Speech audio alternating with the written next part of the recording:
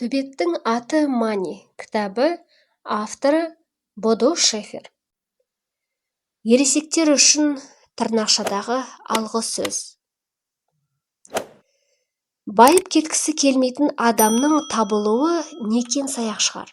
Ал кейбіреулер мұндай тілекті басқаларға қарағанда тіпті айқынырақ сезінеді. Бағзы біреулер өзгеше бір жағдайларға қатысты ғана бай болғысы келетінін айтып көлгірсейді. Сайып келгенде бәрі де бақытты, табысты, әрі ақшалары мол болуын қалайды. Бұндай тілегі үшін ешкімді сөгудің жөні жоқ. Ауқатты болу бәріміздің туа бітті құқығымыз ғой. Жеткілікті ақшасы бар кісі жақсы өмір сүреді.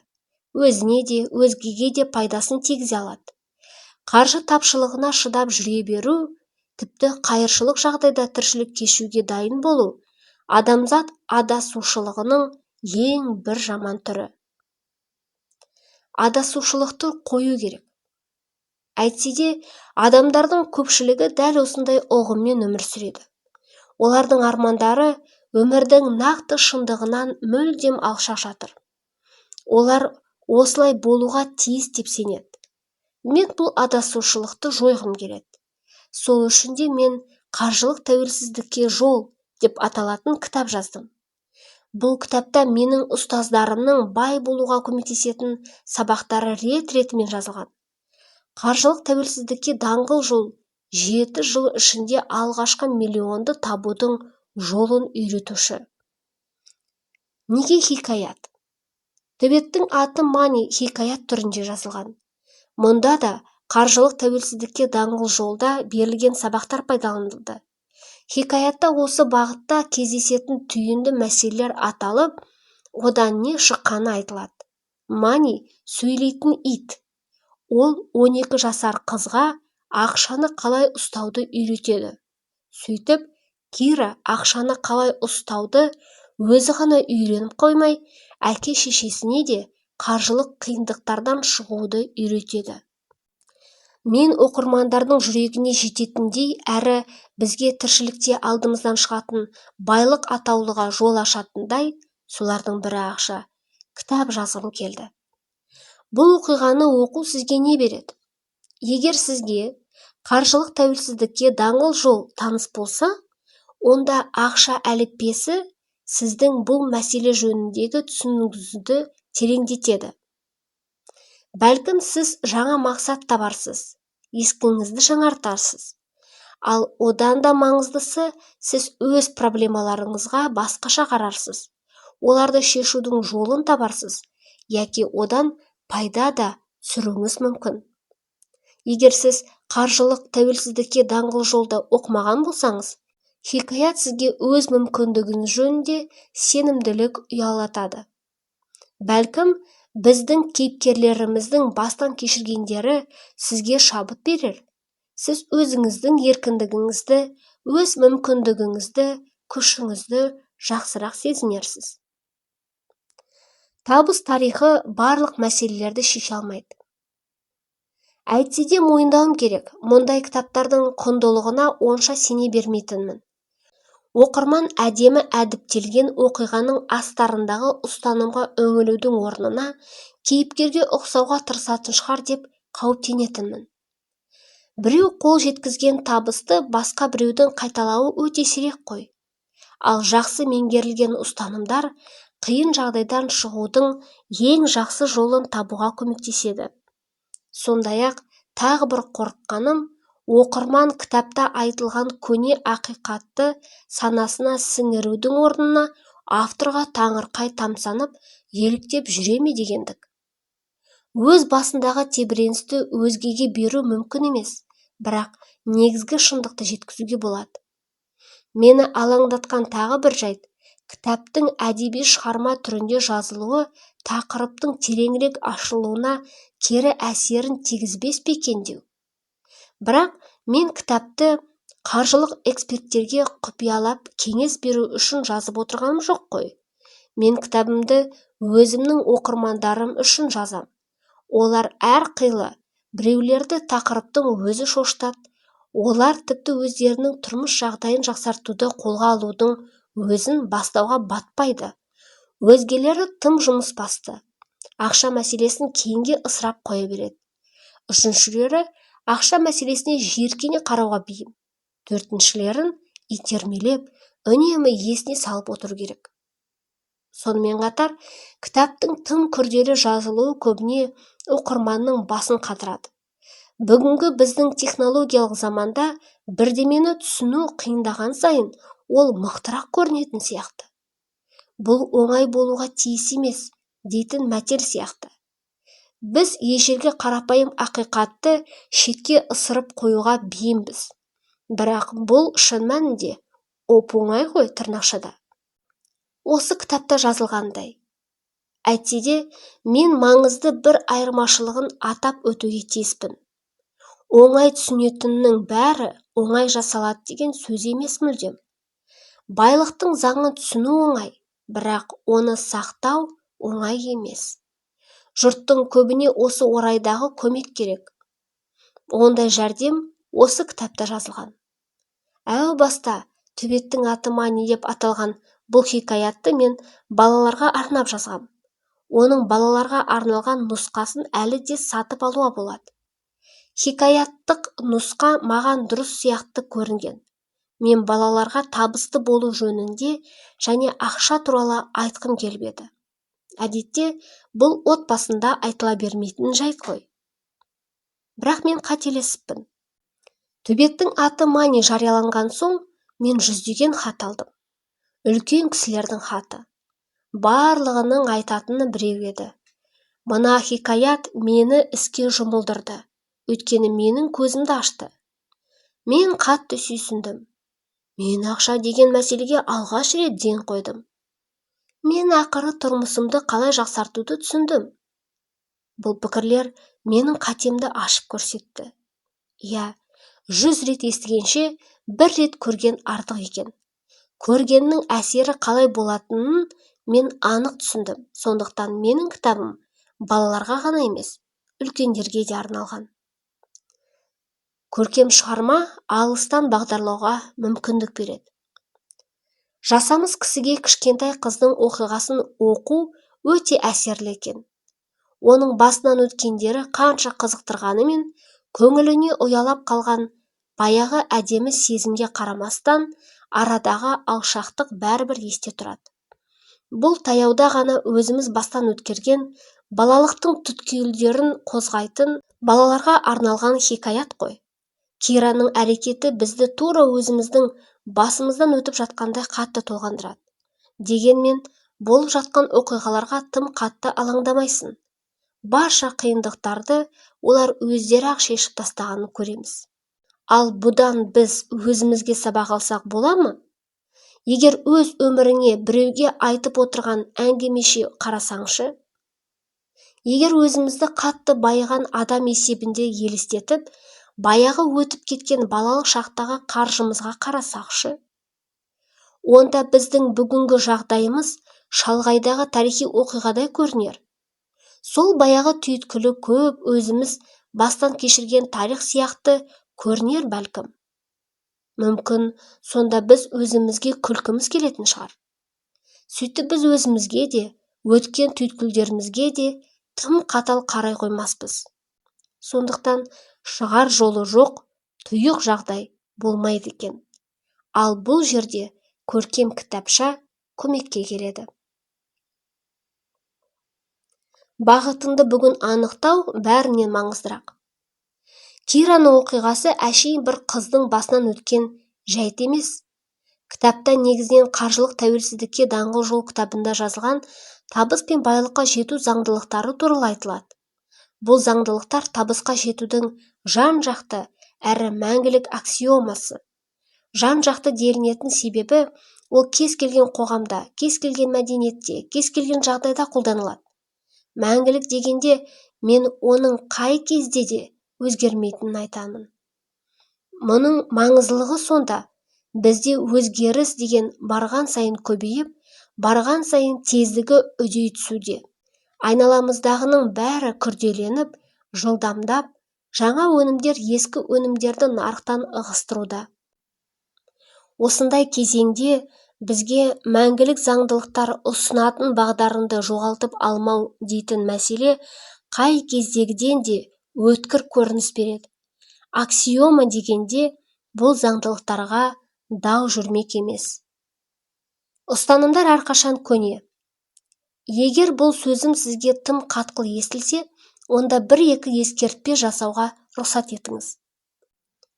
Біріншіден, бұл заңдылықтарды мен ойлап тапқаным жоқ. Табиғат заңдары сияқты ол да бұрыннан бері бар.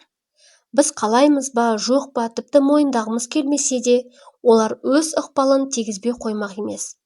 Табыс пен байлық заңдылығын мен өз тіліме аударып бір жүйеге түсірдім. Екіншіден, бүкіл жолы болғыш адамдардың бәрі де осы заңдылықтарды басшылыққа алады. Журналистер мен телетілшілер менен олардың әсерін дәлелдейтін мысалдарды атауды сұрайды. Мен әдетте оларға өзімнің кітаптарымды оқыған яки семинарларыма қатысқан адамдарды айтам.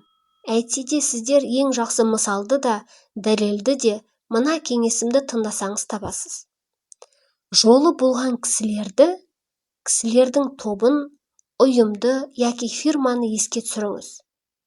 Олармен жақындасуға тырысыңыз. Олардың жүріп өткен жолын қарастырыңыз. Сонда сіз мысалды да, дәлелді де табасыз. Бұл адамдар байлық заңын атап бере ала ма, ол маңызды емес.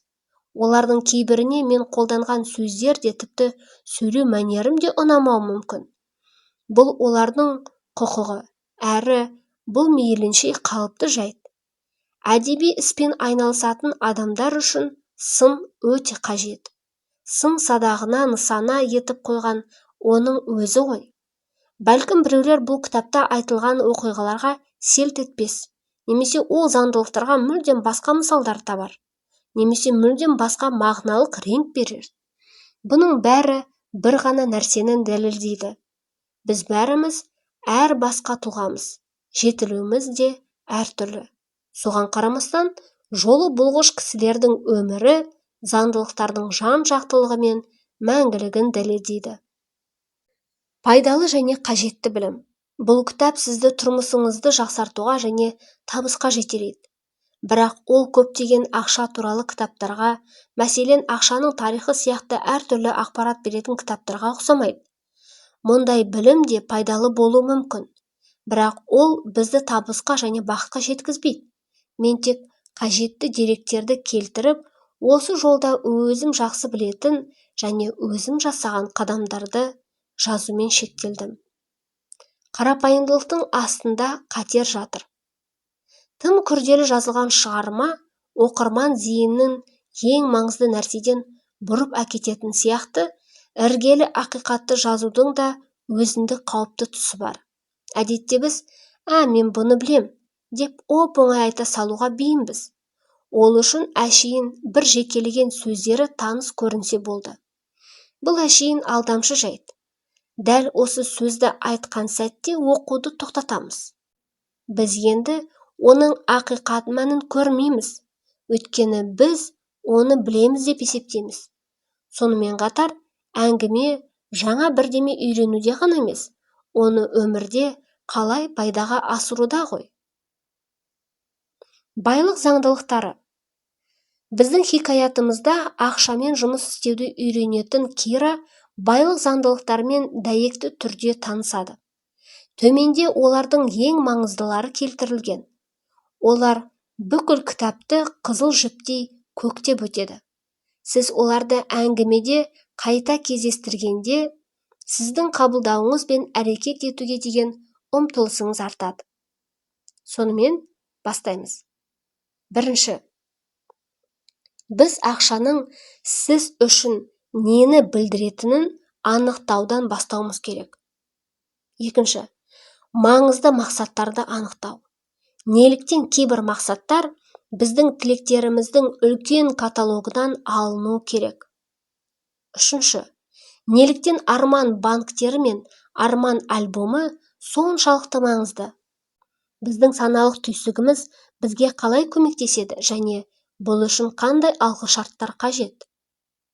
Төртінші, Неліктен жоғары табыстың өзі ақша мәселелерін шешуге көмектесе алмайды?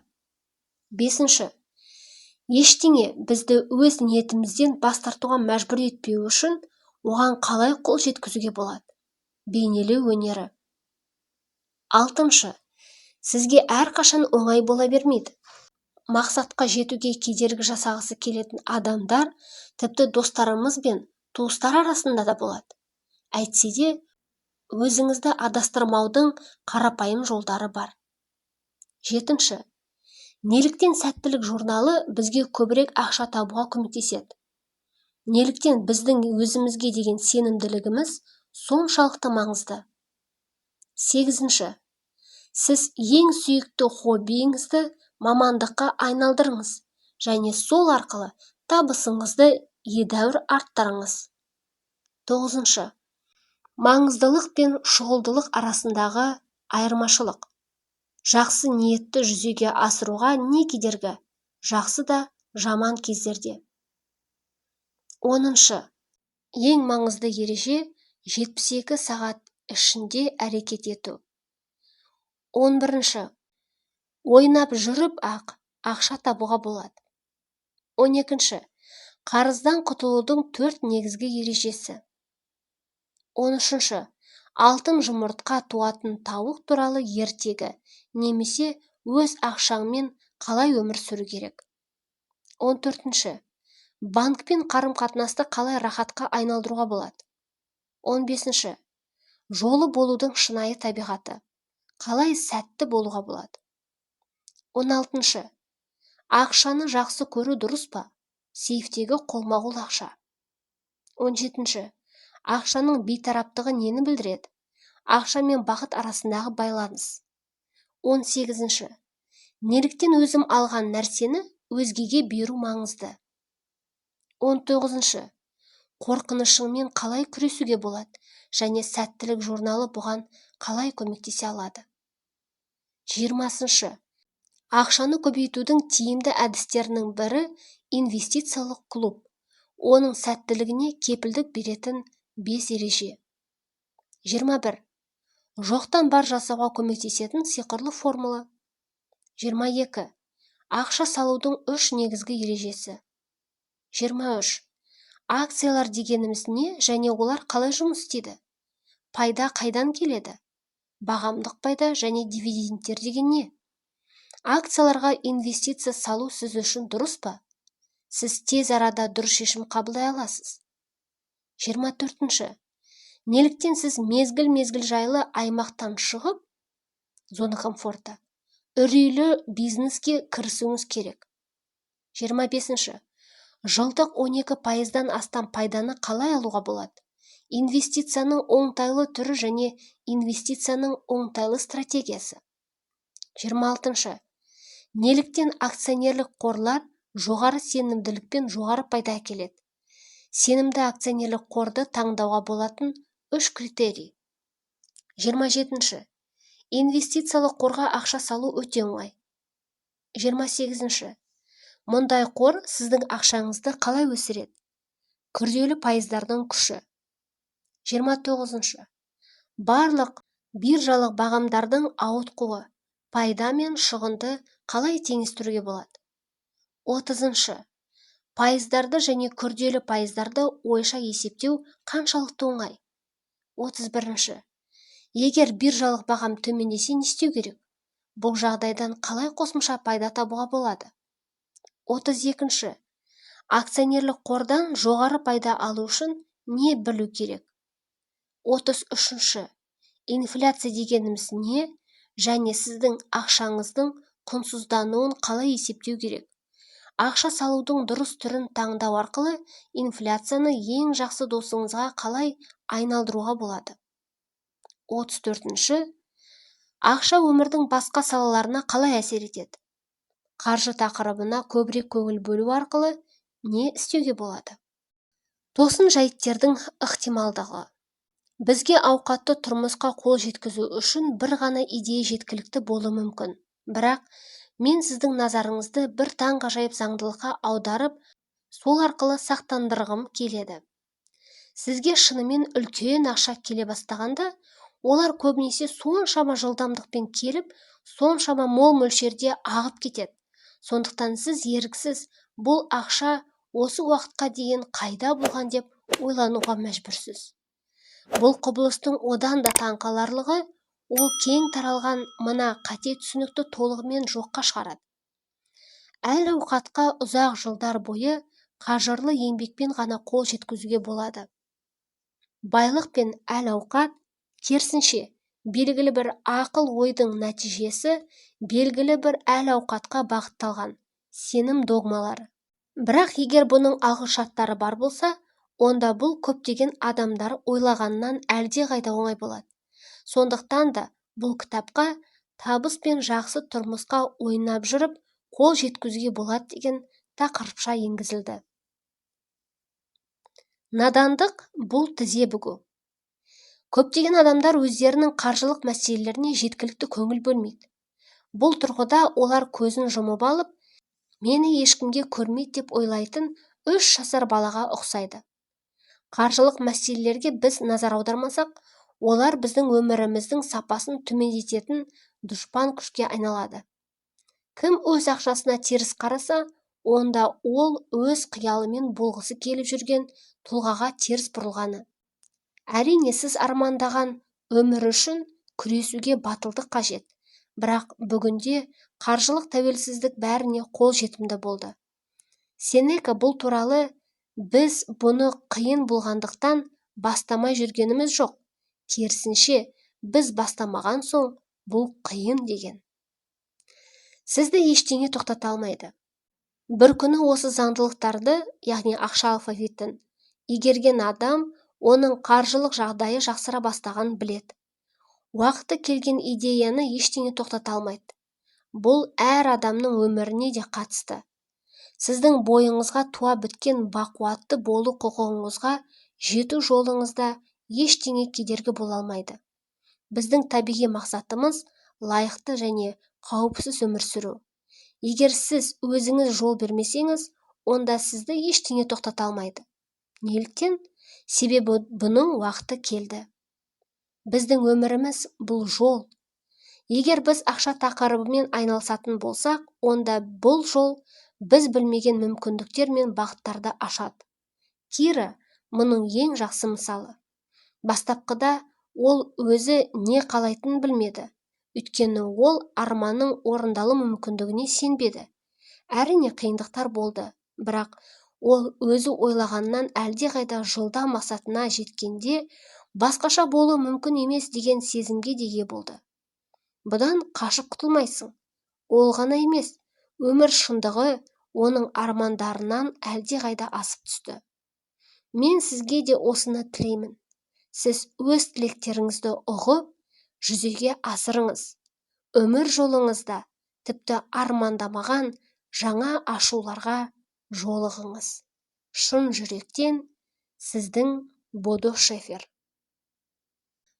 Қосымша. Акция. Акция дегеніміз бұл фирманың меншік үлесі.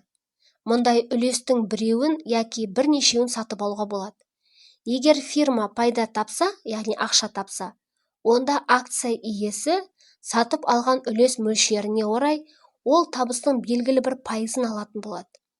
Үлесің аз болса, алатын пайдаң да аз. Немесе керісінше. Егер фирма шығынға батса, онда акция бағасы төмендейді. Мұндай кезде оны сатуға болмайды. Фирманың табысы қайта көтерілгенін тоса тұру керек. Бұл туралы Трумп ханым клуб ақша сала бастады деген тарауда тәптіштей түсіндіреді. Биржа. Биржа дегеніміз келісімдер жасау үшін кәсіпкерлер жиналып тұратын орын. Биржа сұраныс пен ұсыныстың деңгейін анықтап, соның негізінде сатып алу мен сату бағасын белгілейді.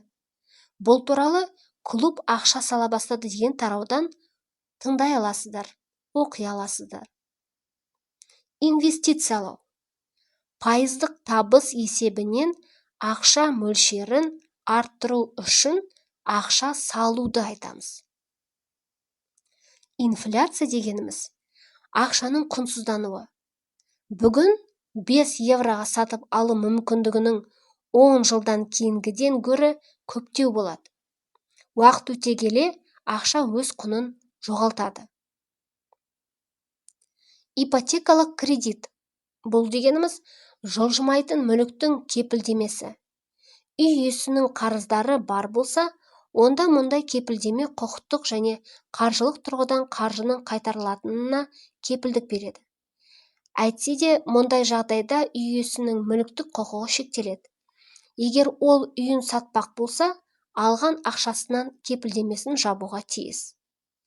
Пайыз дегеніміз бірдеменің 100-ден 1 бөлігі. Табыстылық пайызы. Егер сен банктің есеп шотына ақша салсаң, банк бұл үшін салынған соманың белгілі бір пайызы мөлшерінде ақша төлейді. Егер банкке 3000 евро салсаң, ол мысалы үшін 3% төлейді делік. Сонда сен жыл сайын 3000-ның 3%-ын аласың, яғни 90 евро. Күрделі пайыздар дегеніміз банкпен келісіп, әр жылдың соңында есептелген пайыздарды негізгі сомаға қостыруға болады. Егер жоғарыда көрсетілген мысалды алсақ, онда келесі жылға банктегі сома 3090 евро болмақ.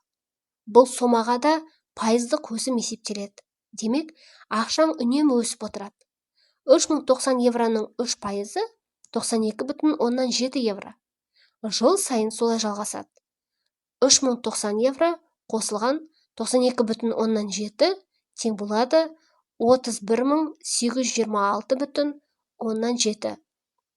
Бұл соманың 3%-ы енді 95,145 евро. Және сол сияқты. Алғыс. Аса ірі жетістіктер әртүрлі адамдардың керемет өзара ықпалдастығы арқасында қол жеткізген нәтижесі болып табылады. Мен әрқашан ерекше адамдардан үйреніп те жүрмін. Өкінішке қарай, осы сәтте мен олардың бәрінің есімін атап өте алмаймын. Бірақ сіздердің бәріңізге ерекше алғысымды білдіремін. Әйтсе де, олардың кейбіреулерінің есімін атап өткім келеді, өйткені олар маған айрықша әсер еткен кісілер. Дін қызметкері Уинифрид жетістіктер негізіне және сеніскен қатынастар сұлулығына үйреткен менің тұңғыш бапкерім Питер, қарым-қатынас жасаудың шебері Шами, сондай-ақ мені қаржының жоғарғы әлемімен таныстырған миллиардер үлкен Даниэль С. Пенья. Бұл кітап менің сіздермен қарым-қатынасымның, сондай-ақ көптеген сыни да сындарлы кеңесшілерімнің, бапкерлерімнің, редакторларымның, әріптестерім мен оқырмандарымның көмегінің нәтижесі. Осының бірде-бірі маған оңайға түскен жоқ. Ал енді бұл кісінің жетілуіне игі әсер етеді. Мен сіздердің бәріңізді жақсы көремін. Шабыт бергендеріңізге де, көмектеріңізге де рахмет айтамын. Бодо Шефер академиясындағы менің ғажайып командама алғыс білдіремін. Сіздер керемет жансыздар. Бәріміз бірлесіп көп шаруа тындырамыз. Адамдарға күштірек, еркінірек, байырақ әрі бақыттырақ болуға көмектесеміз. Сіздердің қолдауларыңыз үшін, сіздердің тынымсыз жігерлеріңіз үшін, жарқын идеяларыңыз және бірге қызметтес бола жүріп, осы арманымызды жүзеге асырғандарыңыз үшін көп рахмет. Сол сияқты өзімнің жұбайым Имкеге де алғыс айтамын. Сен менің өмірімдегі ең ғажабымсың. Бәріңе рахмет. Соңғысы, бірақ маңызы жағынан ешқандай кем соқпайтын мына ойым бар. Мен өзімнің семинарларым мен көптеген онлайн курстарыма, қатысушыларыма, сондай-ақ маған көптеген ұсыныстар жіберген оқырмандарыма ерекше алғыс білдіремін. Мен сіздердің пікірлеріңізді бұрынғыша бағалаймын. Бодо Шефер, төбеттің аты Мани. Табыс пен дәулетке жету жолы кітабының соңы. Көп рахмет.